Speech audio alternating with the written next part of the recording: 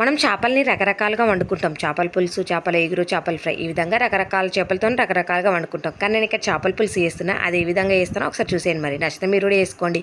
First stove మీద కడాయి పెట్టుకొని కాస్త ఆయిల్ పోసుకొని అది వేడైనాక జీలకర్ర, అదేవిధంగా ఒక 3-4 ఉల్లిపాయలని పేస్ట్ లాగా చేసుకొని ఆయిల్లో ఫ్రై చేయాలి. ఇది మంచిగా ఫ్రై అయినాక ఇందులోకి అల్లం వెల్లుల్లి పేస్ట్, అదేవిధంగా పసుపు వేసుకొని ఇవి కూడా పచ్చివాసన లేకుండా మంచిగా కలబెట్టుకోవాలి. ఇలా కలబెట్టుకున్నాక ఇందులోకి రుచికి సరిపడా కారం, అలాగే 2 టేబుల్ స్పూన్ల ధనియాల పౌడర్, 2 టేబుల్ స్పూన్ల జీలకర్ర మెంతుల powder, 1/2 teaspoon garam masala ఇవి వేసుకొని మంచిగా ఉడకనివ్వాలి. ఉప్పు కారం ఇవన్నీ మంచిగా ఉడికితేనే మనకు చేపల పులుసు అనేది చాలా రుచిగా ఉంటుంది. ఇప్పుడు ఇందులోకి 1 కప్పు చింతపండు రసం వేసుకోవాలి. ఇది మొత్తం కలిసేలాగా ఇలా కలగలుపుకోవాలి. ఇప్పుడు మనకు చిక్కగా వచ్చింది కదా, ఇది మరిగితే ఇంకా చిక్కగా అవుతుంది కాబట్టి మనం సరిపడా నీళ్లు పోసుకోవాలి. క్వాంటిటీని బట్టి చూసుకొని వేసుకోవాలి. ఇప్పుడు ఉప్పు వేసుకొని మొత్తం కలబెట్టుకోవాలి. ఇలా కలబెట్టుకున్నాక ఈ పులుసు అంతా ఒకసారి మరగనివ్వాలి మూత పెట్టుకొని. ఈ విధంగా ఆయిల్ పైకి తేలేంత వరకు మంచిగా మరగనివ్వాలి. 5 నుంచి 10 నిమిషాలు పడుతుంది.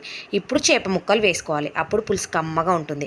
ఇలా చేప ముక్కలు వేసుకున్నాక కొంచెం అటు ఇటుగా కదుపుకోవాలి. ఇవి ఉడకలే కాబట్టి పెద్దగా విరిగిపోవు.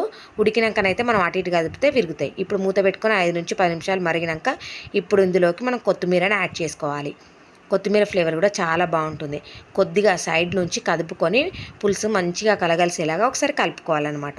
మనకు చేపల పులుసు మంచిగా రెడీ అయిపోతుంది. ఇప్పుడు మూత పెట్టుకొని ఒక 2-3 నిమిషాలు మగ్గనిస్తే సరిపోతుంది లో ఫ్లేమ్లో. ఆ తర్వాత సర్వ్ చేసుకొని తినడమే. చేసుకున్న రోజు కన్నా తెల్లారి తింటే చాలా బాగుంటుంది అన్నమాట చేపల పులుసు.